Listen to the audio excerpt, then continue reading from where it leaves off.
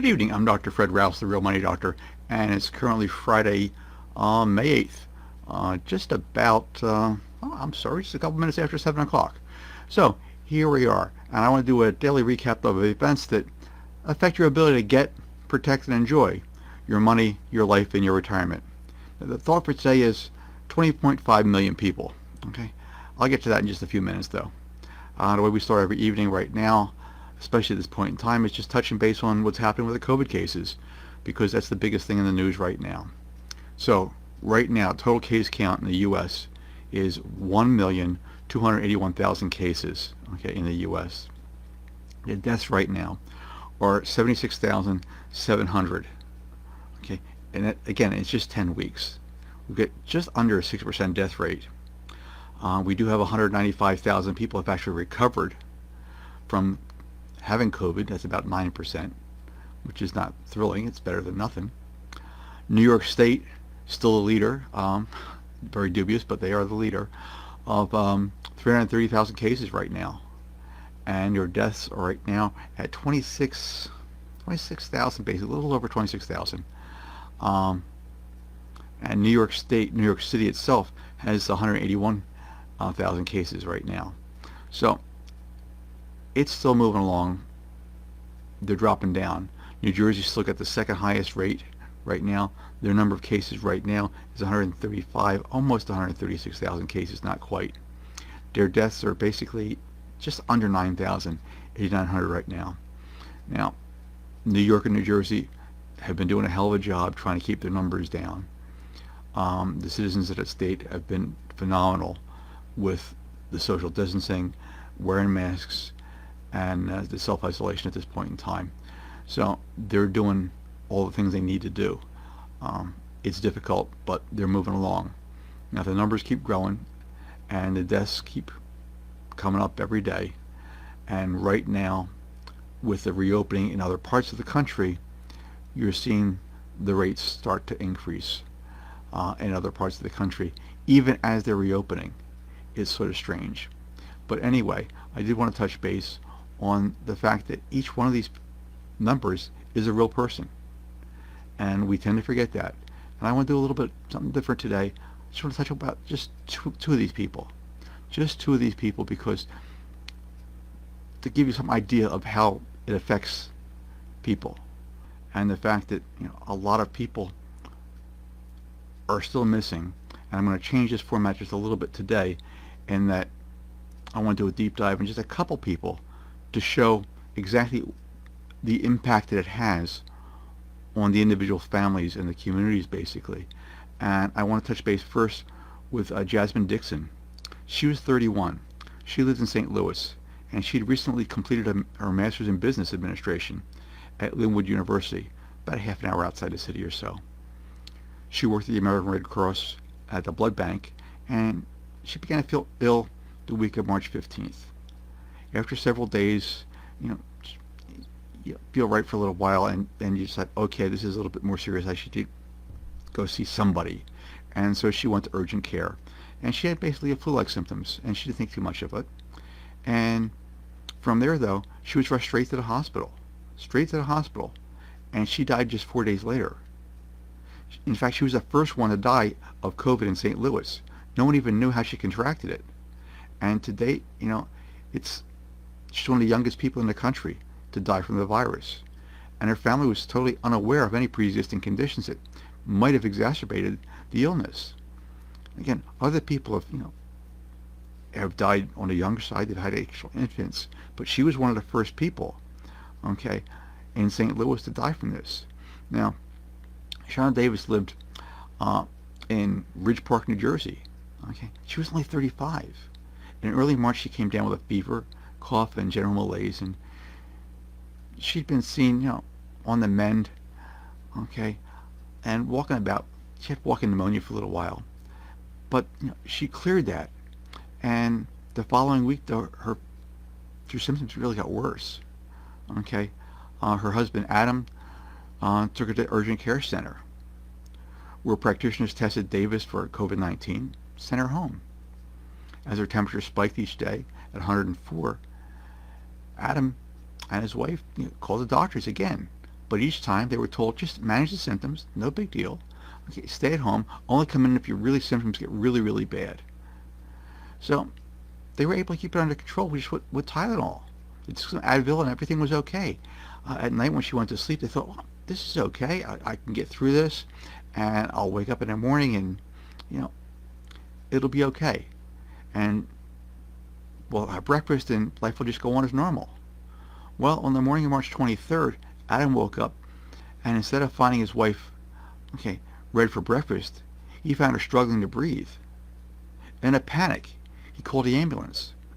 She died later that day at the hospital. Adam was numb. Now he's quarantined in the couple's house with their daughter. Sienna, he tries to keep busy with games and coloring, but he tested positive for COVID, and his symptoms were mild, which is fine. And a crew came in, they deep cleaned the house and helped sort through some of Shonda's belongings, and friends were dropping off food at the door, and you know how it goes. When you're sick, friends, they do those things. But, he's still talking to a crisis family psychologist who speaks with Adam by phone, guiding him through his surreal task of how's he going to tell his 3-year-old daughter that, he's never going to see a mom again. So this is just a few of the names and the stories behind the numbers. These are real people, and they're going to be missed. And what it means is that for everyone that we lose, it affects someone in some way. Our relatives, our friends, or coworkers. Now, what's hot in the news today? Unemployment rate is hot today. Numbers are out. They jumped to 14.7% in April. That is the highest number since the Great Depression. And many businesses shut down or severely limited operations and try to slow the spread of COVID. But the Labor Department said there's 20.5 million people suddenly lost their jobs, wiping out a decade of employment gains in just a single month. 10 years worth of employment gains. 10 years wiped out in 1 month. Now the speed and the magnitude of this loss, defies comparison. What else is there that comes anywhere close to this? It's hard to find anything like this. And it's roughly double what the nation experienced in 2007, 2009 in that crisis. That was pretty bad. It's double that number. Now, the economy is, it's doing strange things right now. The economy is exposing how easy it is for people to fall from middle class into poverty. Now, analysts say that it could take many years to return to the 3.5% unemployment rate that the nation had experienced, just a couple months ago. And what's really unclear is that because the economy, nobody knows what it's going to look like when it finishes. This is new territory for everybody. No one knows what this is going to look like when it's finished. Now, even as the medical community makes a lot of progress with vaccines and testing and treatments, nobody really knows what the end result of this is going to be. This is sort of strange. Now, the president said in a recent interview, those jobs will all be back, and they'll be back really soon. Well, I'm not running for office, so I don't have to lie to you. I don't see any of that. I don't see any way it's going to happen. I just don't see it. Now, economists say that many of these jobs are just not going to come back, and we're going to have an unemployment rate that could go well into 10% all the way through 2021. They're expecting a 10% unemployment rate for the entire year of 2021. Now, Lisa Cook, she's a professor at Michigan State University and a former economic advisor to President Obama. And she said those that grew up during the Great Depression were hesitant to spend for the rest of their lives. Now, you don't have to believe me. Just think about it for a second. Think about your grandparents or your great-grandparents. How did they live?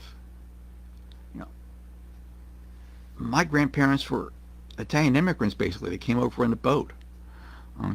They went through the Depression.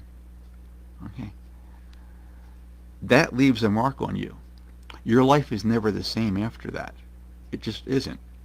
Okay, and you always live in that mode, that hoarding mode, basically, and that you don't spend a dime more than you really need to, because you never know what's going to happen. And that's what we could be expecting sometime relatively soon as this happens. Now, the president has a serious, push to try and reopen the economy, and right now, 80% of the states have some plans for at least a partial reopening, and that's great.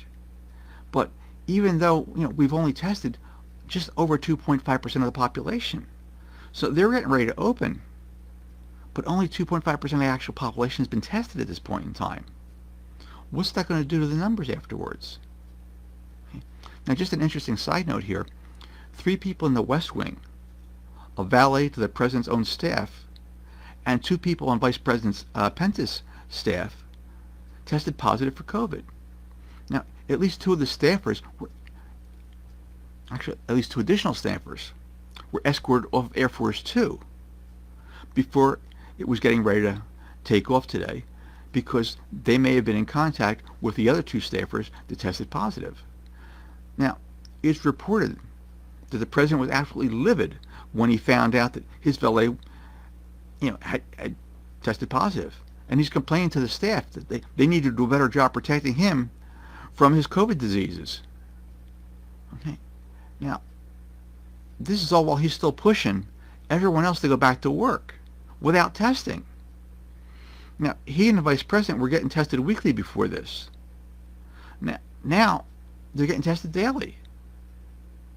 Okay, they're in their little bubble. They're being tested daily. Everybody else is out there. Oh, go back to work. Go back to work. Open the economy. They're getting daily tests right now. You can't get a test at all.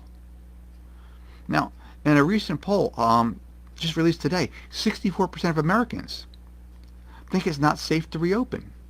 64% say they're not just ready yet. Now, that shouldn't be any real surprise. It really shouldn't. All those temporary furlough jobs, at least 40% of them are going to end up permanent layoffs if they haven't been laid off yet already. Now, the economy is based on consumer confidence. Always has been. Always will be. Okay? Now, if you can't have some relatively good assurances based on facts, not someone's wishes, not someone's dreams, not someone's aspirations, but actual facts, that you can go back to work and into a store without risking your life or the lives of your family, how many people are actually going to go back to work and start shopping again?